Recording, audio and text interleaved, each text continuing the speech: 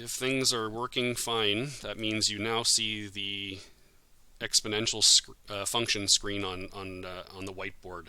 I may have to check and see if some of the edges get cut off. I did try to actually just fit it so that you see the whiteboard itself and not all the toolbars, but if I have to fix that, I will. So I just want to make sure everybody can see the exponential function whiteboard right now.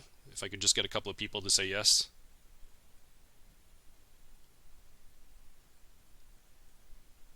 Okay, cool. There is a little bit of lag, so if you ask a question, it might be like timing might be a little bit weird. So I'll try to keep track of chat at the same time. Okay.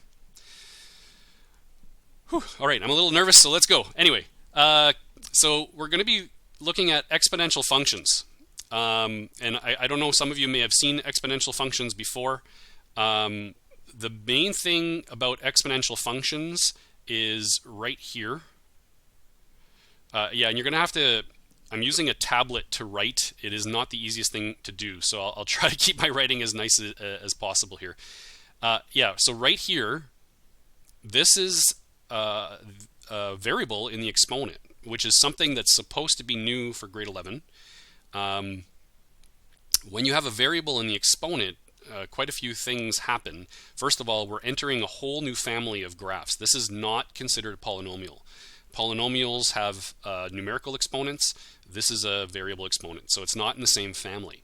And what we're going to do is we're going to quickly investigate how does that affect like the graph and the table of values. So what I'm going to do here is I'm going to just start filling in the table of values, and I'm going to start filling it in with x equals 0. And we're going to work our way down, and then I'll come back and talk about the negative ones. So when x equals 0, we'd have 2 to the power of 0. I'm going to write that, I guess I should have enough room here. So 2 to the power of 0, which we, oh wow, that's terrible. 2 to the power of 0, which is 1. Okay. So we all know how to fill this in. 2 to the power of 1, we're just replacing x by 1, x by 2, x by 3. So 2 to the power of 1 is 2, 2 to the power of 2 is 4, 2 to the power of 3 is 8, 2 to the power of 4 is 16, and then 32, and then 64. And I'm hoping not to make too many mistakes here. So in grade 9 and 10, when you're working with polynomials, one of the first checks we do is our first differences. Now, if we do first differences here, 64 minus 32 is 32. 32 minus 16 is 16. 16 minus 8 is 8. And if I continue doing that, and you should see a pattern here, we actually just get the same numbers back again, minus the 64, because we use the 64 as our subtraction. So we get 4, and then 2, and then 1, which means that, let me just erase that. Which means that if I did my first and my second differences, which is normally what we do, so what we've just proven here is this is not a linear function, so this will not be a straight line on the graph. But it also shows that I can't do first and second differences anyway, because I just keep getting the same numbers back again. So if I did my second differences, I just get these numbers again without the 32. So first and second differences don't work for exponentials. What we do instead, and some of you may have already seen the pattern, is we do first ratios. Now the word ratio means divide. So if we divide 64 by 32, we get 2. And if we divide 32 by 16, we get 2. And if we do that all the way up, we're going to get 2 each time. And our first ratios are constant, which means that this is a test for exponential functions. So instead of doing first and second differences, we do first ratios. Now, if you were given a bunch of data in an experiment and you were trying to figure out what it would be, normally the procedure is to do your first differences first, just to check to see if it might be linear. And then if it's not linear, instead of doing second differences right away, you do your first ratio check second. Because if you keep doing the check for polynomials and it's not a polynomial, you're kind of wasting your time. So if you do your first ratios and you see that there's a more constant pattern there, then you would say, okay, it's probably exponential instead. Now, if we go backwards up the table from 1 to what happens when x is -1, well, there's a couple of ways we can figure that out. So sure, we can put 2 to the -1 into the formula, but going upwards, I'm just dividing by 2 each time, right? So you can see that here. 64 divided by 2 is 32. 32 divided by 16 is 2. 16 divided by 8 is 2. So I'd just be dividing by 2 each time to go up the table. So I already know from the pattern that my answer here is going to be 1/2. Now, this is a little bit strange. Normally we would have gone through the exponent rules section before doing exponentials, but I do think that everybody understands that, I'm just going to put an arrow here, that if I do it with the equation 2 to the -1, negative exponents, I believe some of you have seen.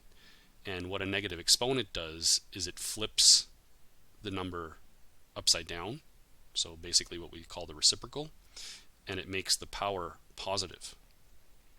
So this is 1 over 2 to the power of 1. This would be 1 over 2 to the power of 2, which would be 1/4. And this would be 1 over 2 to the power of 3, which would be 1/8. So we end up with, in our negative x values, because they are the exponents, they become fractions. So what happens when we graph all of this? Well, one very important thing that happens, I'm going to use a different color for this, is we end up with a y-intercept of 1, because x equals 0, plugging that into a power, anything to the 0 equals 1, which I'm also hoping you already know. When we go to 1, we end up with 2, and that's an interesting result, because at x equals 1, we're just plugging in 1 into our power. Well, that means, and we're a little bit of foreshadowing here, we will be changing the base to other numbers. 2 to the 1 just gives me 2. If this base had been 3, 3 to the 1 would just give me 3. So the number that you get here in this style of exponential is always going to match the base of the exponent. And then we just continue to plot. So at 2 we get 4, at 3 we get 8, at 4 we get 16, and on and on. And you can see that this graph, now drawing a curve through this is not easy, folks. I'm going to give it a shot here.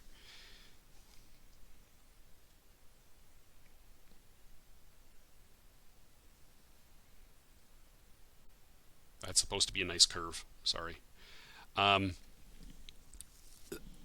kind of looks like a parabola, but it doesn't follow the same pattern of increase between the points as a parabola. And really where we start to see the difference between this shape and the parabola is on this side of the graph.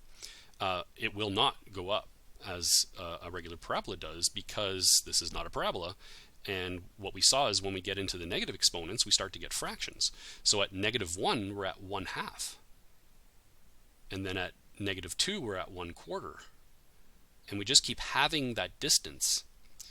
Now, the question becomes, will I ever touch the x-axis? And we'll talk about that in a second. Okay? But that is the shape of an exponential. Strangely coincidental that we are following a lot of exponentials with the spread of the current virus, and this is, not to belabor the point on that, because I'm sure everybody's heard a lot of information, but exponentials growth, the thing that's crazy about it is how quickly it'll start to go up. And in the real world, this graph is actually used in very many different scenarios, one of them being population growth. And if you take biology, you'll be probably doing questions that deal with cells and how they divide. They split in half, right? Creating 2 cells, then 4 cells, and then 8 cells, which is basically exactly this table, right? But financial applications use exponential growth. Physics applications such as nuclear radiation wouldn't be growth, it would actually be decay, but I mean, it still is an exponential curve. So we're going to see quite a few real world scenarios where this graph is used, but we're also going to just analyze the mathematics of the thing. How's everybody doing? Are there any questions at the moment?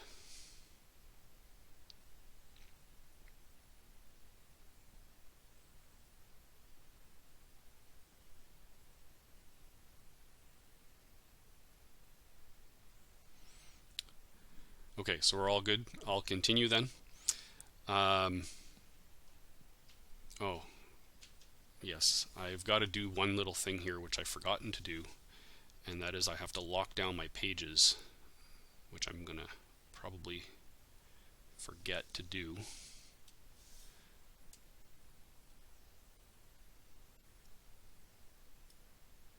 So that my pages don't move when I try to scroll down. Okay, so is the relation a function? So what I'd like to do is for everybody right now to type in the chat, how do you check to see if something's a function on a graph?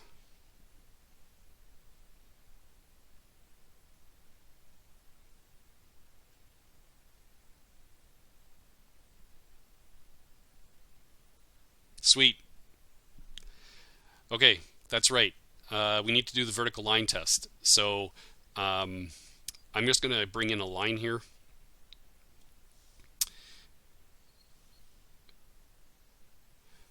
And we can see that as I move that line along the x-axis, I'm only ever touching one y value. The curve does not curl in on itself.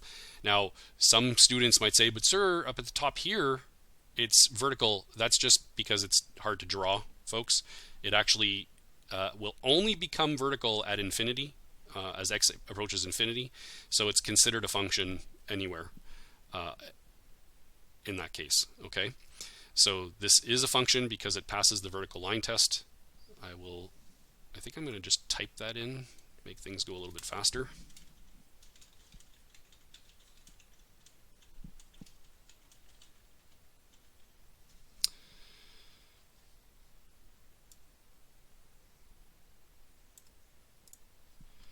Okay, so this is a function just like all the other functions that we've seen before. Now, the word asymptote comes into play. We've actually already seen that word when we were discussing the 1 over x graph way back in the first month. And it's defined as a line that a curve approaches more and more closely but never touches. And if we go back to the graph, and this is why I waited before talking about it, on this side of the graph will technically never touch the x-axis. There's an interesting theoretical question that if let's say you're standing a few meters away from a door and you can always have your distance towards the door, will you ever reach the door? And in the physical world, the answer is yes, because we are not one atom thick. So at some point, even though I might not be touching the door with my legs, I will be touching it with my toes. But theoretically, if you keep having a distance towards a value, you actually never touch 0. Now, we can say at infinity, we get so close to 0 that it's pretty much touching 0, but theoretically, it's never touching 0. So that means that there's actually an asymptote. Oops, and I'm going to use a dotted line. Let's use that. So there is an asymptote along the x-axis where the graph will never ever cross And that's one of the characteristics of an exponential. It helps us actually graph an exponential if we know where the asymptote is. And again, a little bit of foreshadowing, folks. These graphs can be transformed with our transformation like we saw a little while ago. So we will be looking at that too. So they can move up and they can move left and right and they can move down. And if we know where the asymptote is, it just helps us know how the graph is going to look. So again, will this relation ever touch or cross the x-axis? And we can say no. Therefore, the x-axis is an asymptote.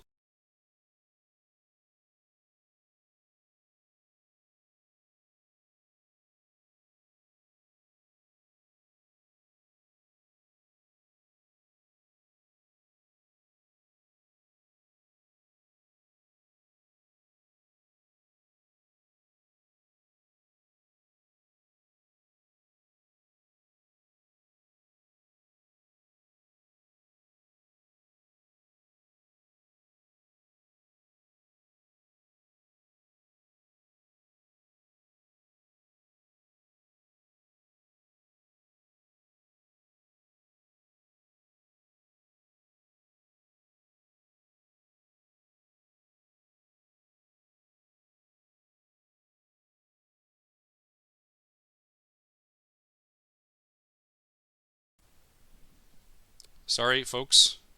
I must have somehow muted my microphone there. Am I back?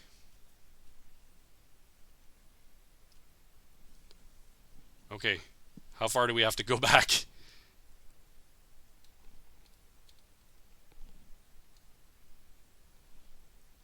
Did everybody hear what I explained for number 3? Start of 4? Okay. So all that I was saying at the start of 4 is that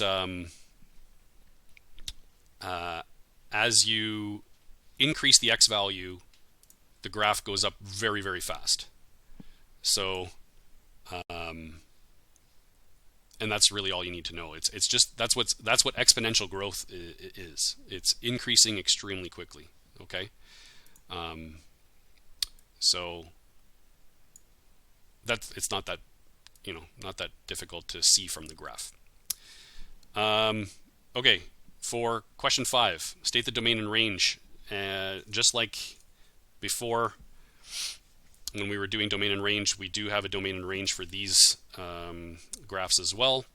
I'm going to try to write this out so that it's legible.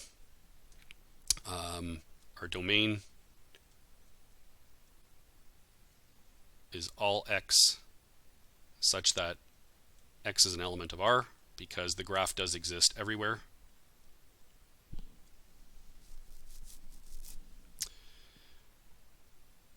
Yeah, somebody's already written it in the chat. Awesome. Our range is all y such that y is greater than 0, and you'll notice that I do not put the equal sign underneath the this, because it never touches the x-axis, so it's only existing above the x-axis.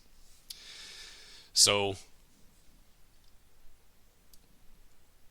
as a bit of a summary here, when we write f of x is equal to 2 to the x, we call this an increasing function.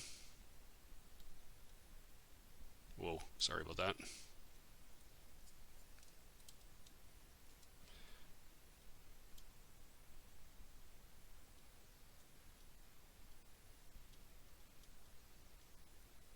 Other examples of exponential functions are 3 to the x and 5 to the x. And in general, f of x is equal to b to the x, where b is greater than 0 and b can't be equal to 1. Now, I kind of want to discuss this b can't be equal to 1, and what are other values that b can't be equal to.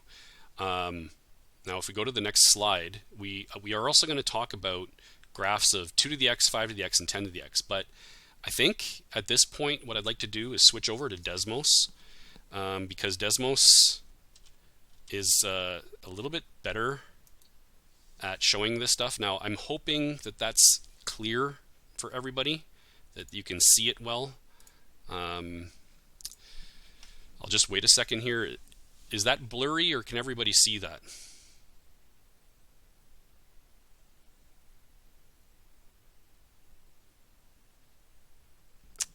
Okay, perfect.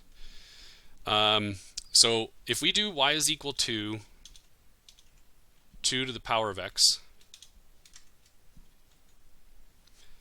in Desmos, there's our exponential. And like I was saying before, if we zoom out, you can see that this graph is getting really big really fast. So 10, 20, 30, 40, 50, like this is power, this would be x is equal to 10 right here, and we're already like see, it's still not at 10 and we're past 300. So that's, you know, not to belabor the point again, but that's what exponentials are like. They grow extremely quickly, but they never quite get vertical. And you can see here that, I mean, it looks like it's touching the x-axis, but the more I zoom in, you can see that it actually separates from the x-axis. So it just looks that way because of the zoom.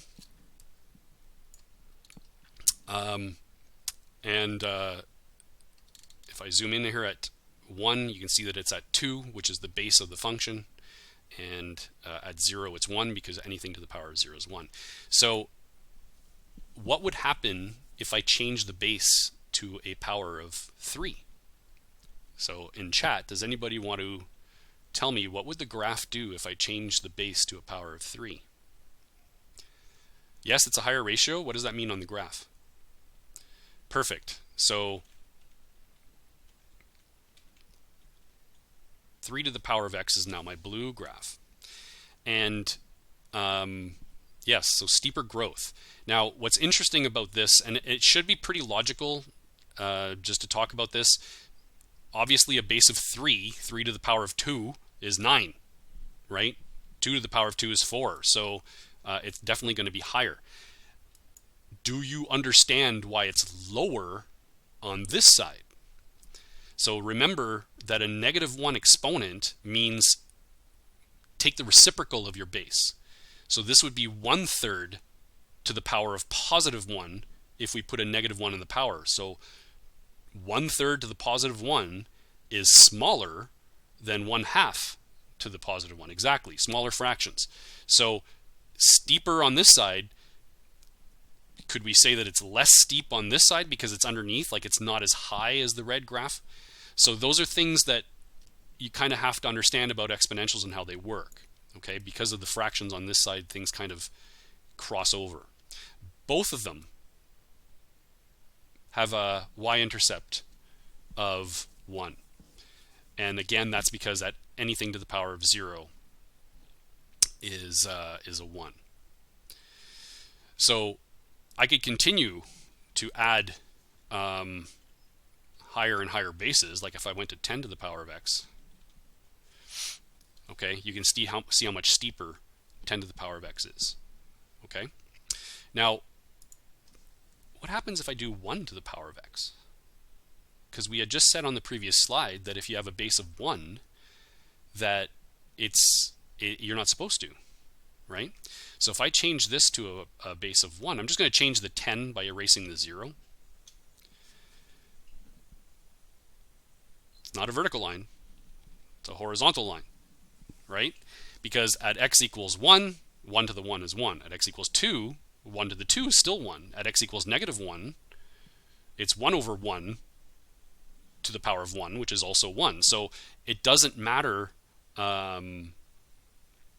what number you put in for x, you're always going to get 1 as your answer. Is this an exponential? Does this follow the pattern of an exponential? Well, the pattern of an exponential has to grow on one side and follow the x-axis on the other. This is not considered an exponential. So that is why you cannot technically have a base of, like you can have it exponential, you can have it, sorry, mathematically you can have a base of 1, but it is not considered an exponential. Okay? What if your base was 0?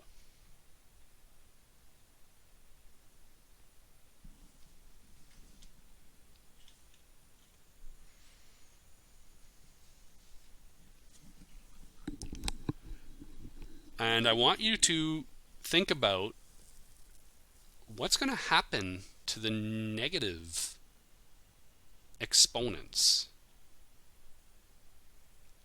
if I have a base of 0.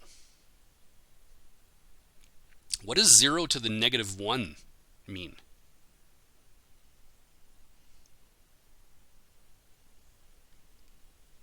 Zero to the negative 1, if I do the reciprocal, would be 1 over 0, right? So let's see what happens. I'm going to put 0 as my base. Look at where my line is. I hope you can see that. So it's along the x-axis, which should make sense. Somebody said that the answer should be 0, right? But look at what happens on this side. The graph doesn't exist. So, and the reason is because when you put a negative exponent into a 0 base, it's going to take the reciprocal, which is 1 over 0, and 1 over 0 to any power is undefined. Therefore, you don't have a graph on the left-hand side. And it is still not an exponential. Okay? It's interesting, but it isn't an exponential. So there are restrictions to what the base value can be for an exponential. And a little bit of a question here for the future. What if the base was negative? And I'll come back to that, okay? But something you can think about. So what would happen if the base was negative? Okay, I'm going to go back to the smartboard here.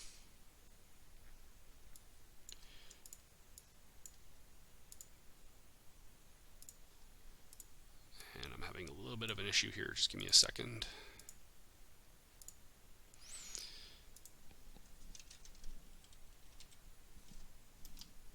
Okay, so I don't feel like we have to fill in all of this information. Desmos does a good job. It's not a bad idea to practice doing the tables of values by hand, just to do the math. But just in the the idea of saving time here a little bit, I think that's good enough. But I just want to go back up here for a second to where this was written. So remember, I said that b can't equal to 1. B is greater than 0. So that takes care of all of that information that we talked about there. Okay. Oh, I've got to lock my screen again.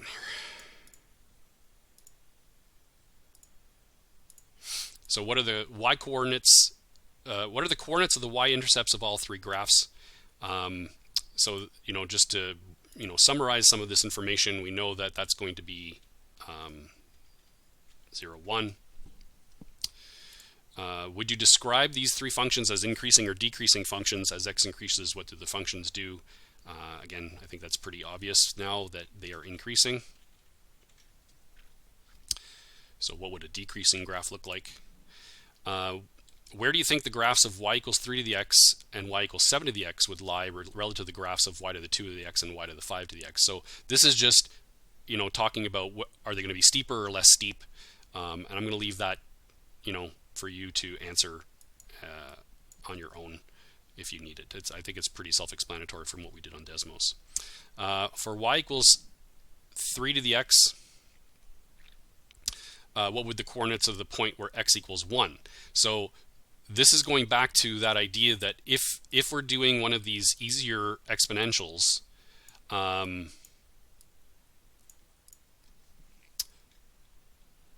plugging in 1 into any one of these easier exponential equations is just going to give us the base. So our answer is just going to be 3. Whoa, that's really small. The answer is just going to be 3 for that one because it's the answer to the base, right? And then here, yes, so the point would be 1, 3, and 1, 7. That's right. I'm just going to put 3 and, oh, sorry. That's not what I wanted to do. I was hoping to copy and paste this, but maybe it won't let me. Okay, I'll just put another one here. So this one would be 7. Whoops. Oh, I see what's happening. Okay. Yeah, so pretty simple stuff there, I hope. Everything okay? Any questions? I know I'm just basically spouting information that some of you might know, but it's good to have a common base here before we get into anything more complicated. So are there any questions before I move on?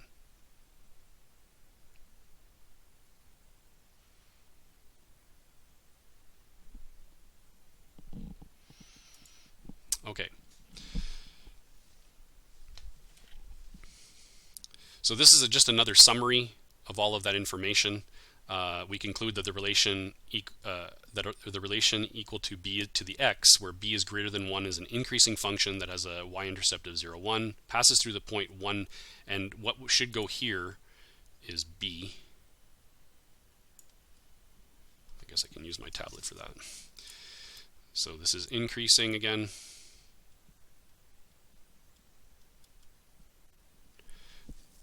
That has a y-intercept of 0, 1, passes through to point 1b, and has an asymptote at the line y equals 0.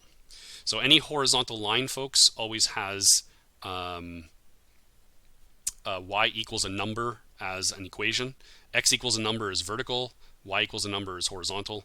So that is the equation of the asymptote. And we've already written the domain and range above, so I'm not going to get you to repeat that. In class, it's good to repeat stuff to get it to sink in, but I don't think we need to do that here.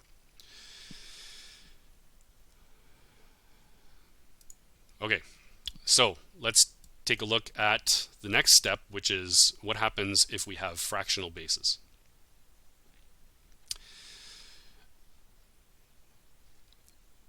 So when you have fractional bases, something interesting happens in the tables of values. If you remember, for our first table, we actually went from 0 down to start because it was easy to fill those in. Still not really hard to fill those in here, but starting with 0, we're going to get 1. As soon as I put a 1 in here, I'm going to get 1/2.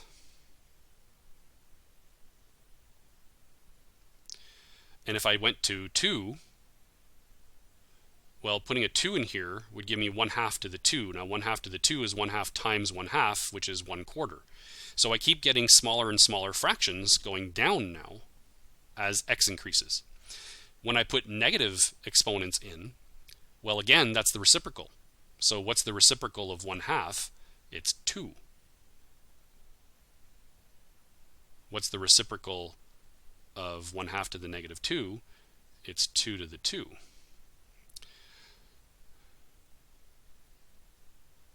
So what's happening now is the graph is getting higher on the left-hand side, and really the way I should say it is it's descending towards the x-axis starting from the left-hand side. So the graph is going to be the exact mirror image along as if y was the mirror here, so a horizontal mirror of the other graph. So 2, so at -1 it's 2, -2 is 4, and then 8, and then off the graph at 16, and this is going to be 1, and then 1/2, and then 1/4. So we end up with, again, it's really hard to draw these curves, sorry folks.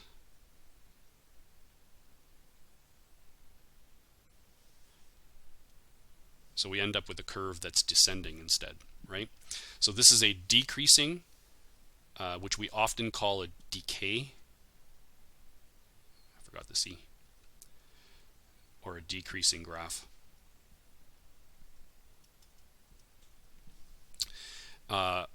Now, how would 1/3 look? And I think I'm going to go back to Desmos again for that part because it's a lot easier to show you on Desmos. I hope you don't mind.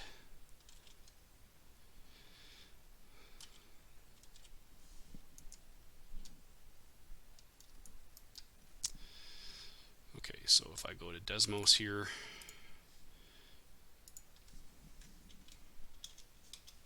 I'll just erase these two. Okay, so if we do 1/2,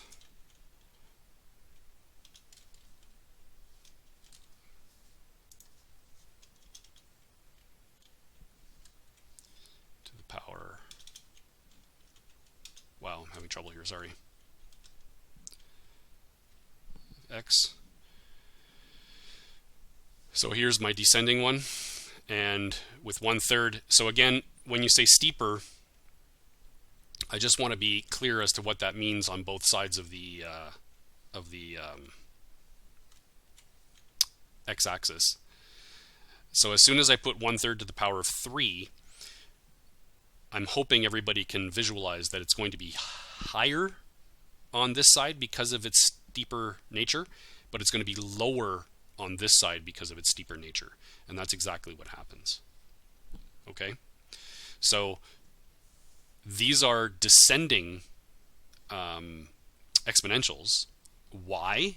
Because the base is a fraction between 0 and 1, or a decimal number between 0 and 1. And because we've spent so much time explaining the previous graphs, this one should be pretty easy to understand as well. It is a little strange that the smaller the fraction, the steeper the graph, but if you understand how the reciprocal nature of this works, it should make sense. 1/3 reciprocal is 3, which is a bigger number than 1/2 reciprocal, which is 2. So the smaller the fraction, the steeper the graph is going to be, which some students have a little bit of trouble with. But once you get used to it, it's pretty simple, I hope. So let's go back to the smartboard.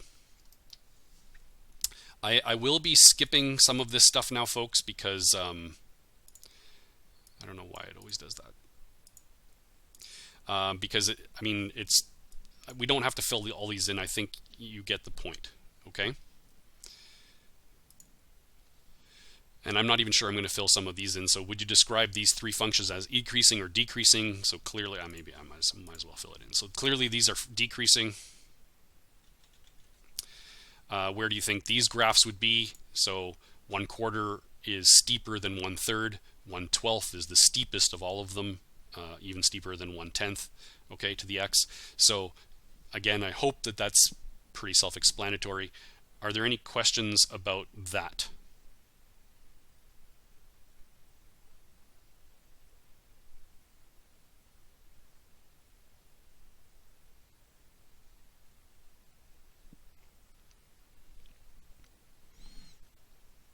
Okay, perfect.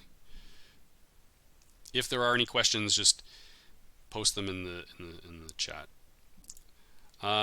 So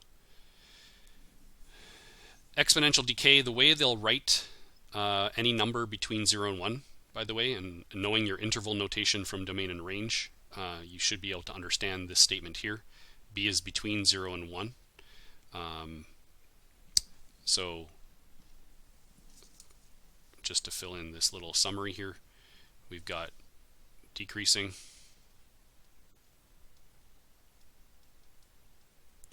that still has a y-intercept of 0, 1, and now this time it doesn't pass through the point 1b. Sorry, it does still pass through the point 1b, but b is a fraction. No, wait a second, I got that wrong. Well,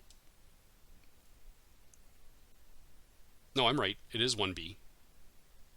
So b is a fraction. So if we went back to Desmos and looked at 1, and I'm going to actually do that to show you because I just messed myself up.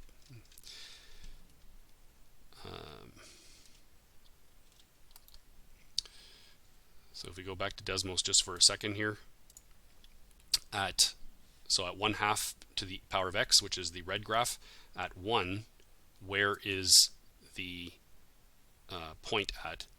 It's a little hard to get, so it's right at 0.5. So b is 0.5, so it's still 1 and the base.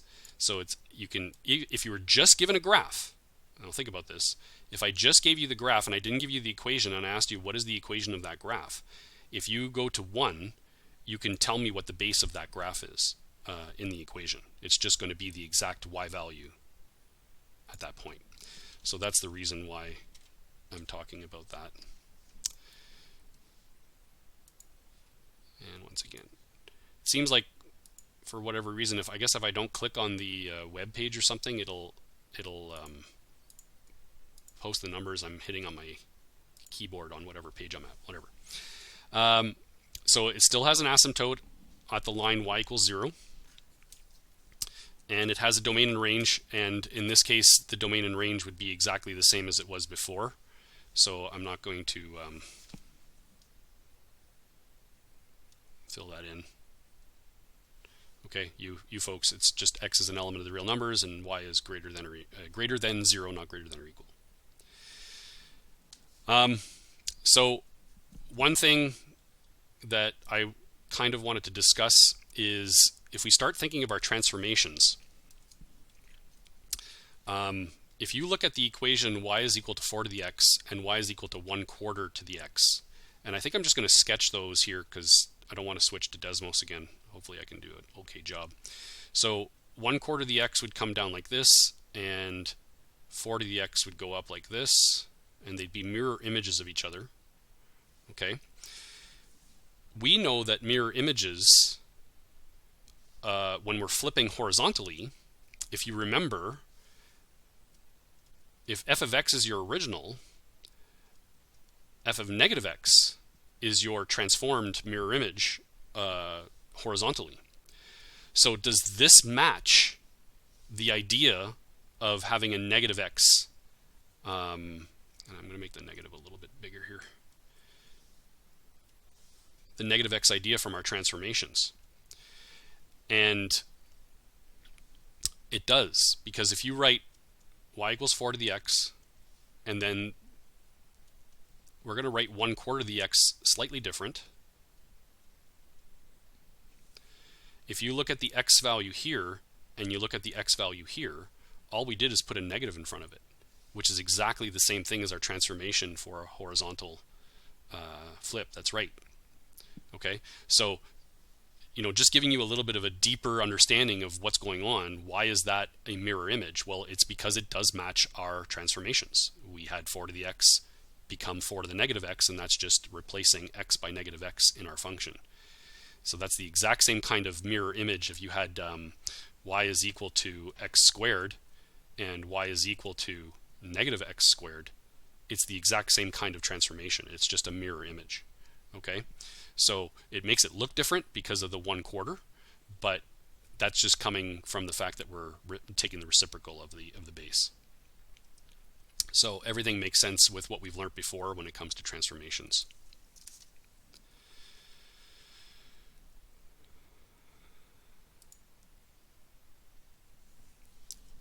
What about this scenario? If I use Desmos to graph y equals 4 to the x and y equals negative 4 to the x, again, maybe in chat you can write what do you think is going to happen to those graphs.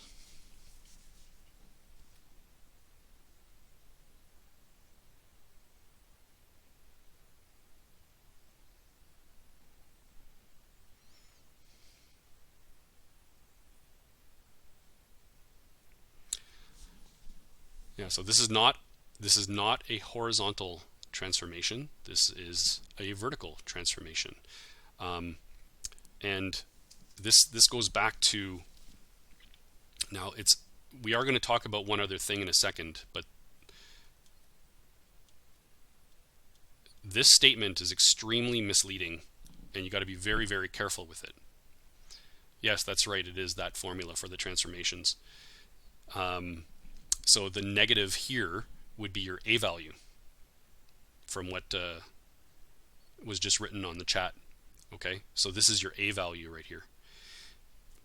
Now you've got to be careful. This would be written like this, not like this.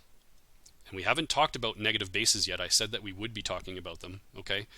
But this is not the same thing as this. When you have a negative in front of an exponent, the negative is considered to be outside of the base. It is not connected to the 4, and that's because of bed mass. And this is a huge problem. And again, we had talked about this in class, I believe, at one point, and I kept telling people, if you have a negative base with a power of 2, let's say, always put the base in a bracket, because some of your calculators don't even do this correctly.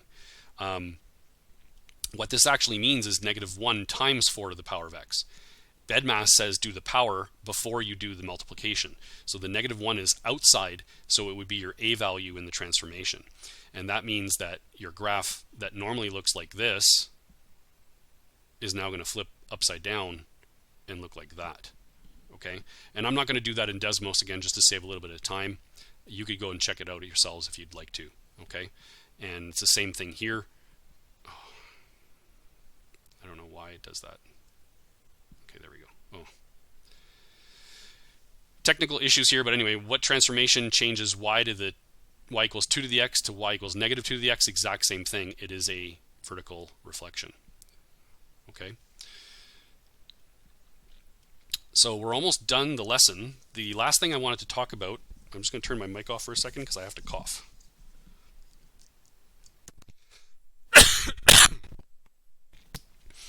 Sorry about that. Okay, so the last thing I just wanted to talk about, and this I will have to go back to Desmos for, is what happens with a negative base.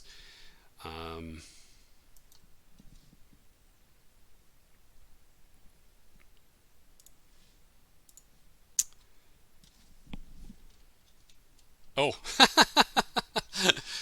I thought I had turned it off. I have a button for muting my mic. Sorry about that, folks.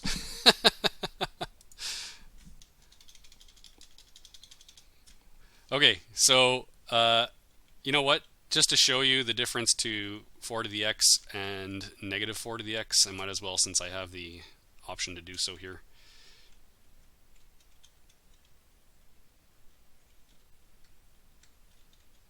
So there's your reflection. Okay.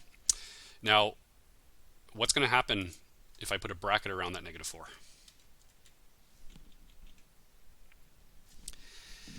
I think somebody had said it earlier, but I'll let you think about it just for a second here. If I put the bracket around the negative 4 to the power of x, what is going to happen? Is it an exponential if you have a negative base?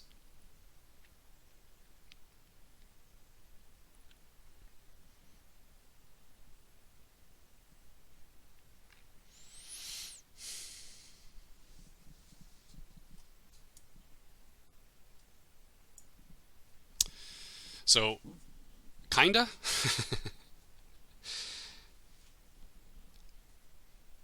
You know what? Just to make things a little bit easier, I'm going to change it to a negative 1. Now, it's not graphing it yet, okay? I'm going to put a bracket beside the negative 1 here to close it off. And I want you to see that Desmos actually didn't do anything. It's not graphing anything. Okay, I'll turn this graph off. Even if I change the color, oh, I thought I could change the color. Anyway, yeah, there's no points being drawn. So let's just discuss this for a second. What would happen at x equals 0? Well, negative 1 to the power of 0 would be 1, right?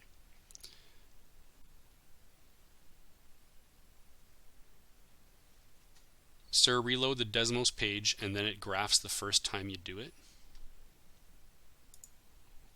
I will try that.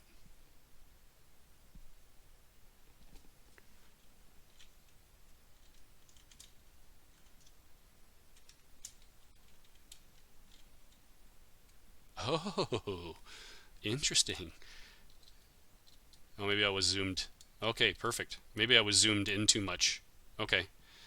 So I can't zoom in more, they disappear. But if I'm at the right zoom, and I've probably lost, there it is. If I'm at the right zoom, you can kind of see the points there. Oh, sorry about that. I'm not sure what happened there.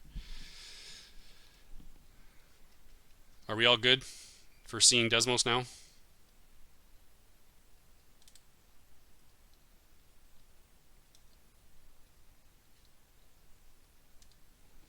Okay. Yeah, it's really hard to see, and they were continuing all the way across the screen, but depending on what zoom setting you're on, you can't see them. So what's happening here is it's bouncing back and forth on either side, and that kind of should make sense because negative 1 to the 3 is negative 1, but negative 1 to the 2 is positive 1. So anytime you have an even integer or an even number for your x value, you're going to have positive 1. And even every time you have an odd number for x, you're going to have a negative 1. So it goes between positive 1 and negative 1, positive 1, negative 1, positive 1, negative 1, all the way down. This is not considered an exponential either. So I think that's the end of today's lesson, folks. Yeah, because that was my last slide for today. So that was kind of an introduction to exponentials. Power of x means exponential. There's very specific base values that you need to have it be an exponential. It can be a fraction between 0 and 1. It can't be 1. It can't be 0. And it can't be a negative base. And if we have any base that's greater than 1 is going to be an increasing exponential, and anything that's between 0 and 1 is going to be a decreasing exponential. And that's your introduction to exponentials. Quick question, has anybody seen this stuff before?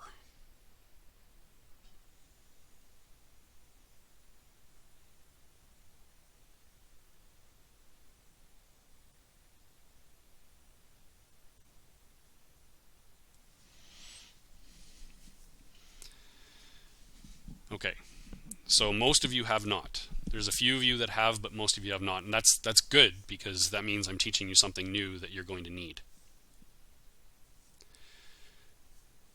A little bit of it? Okay.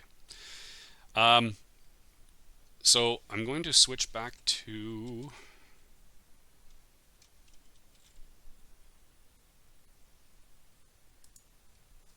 my webcam here. Yeah, I think that's it for today, folks. I'm going to stop recording right now, but I'm going to keep streaming just for a few more minutes.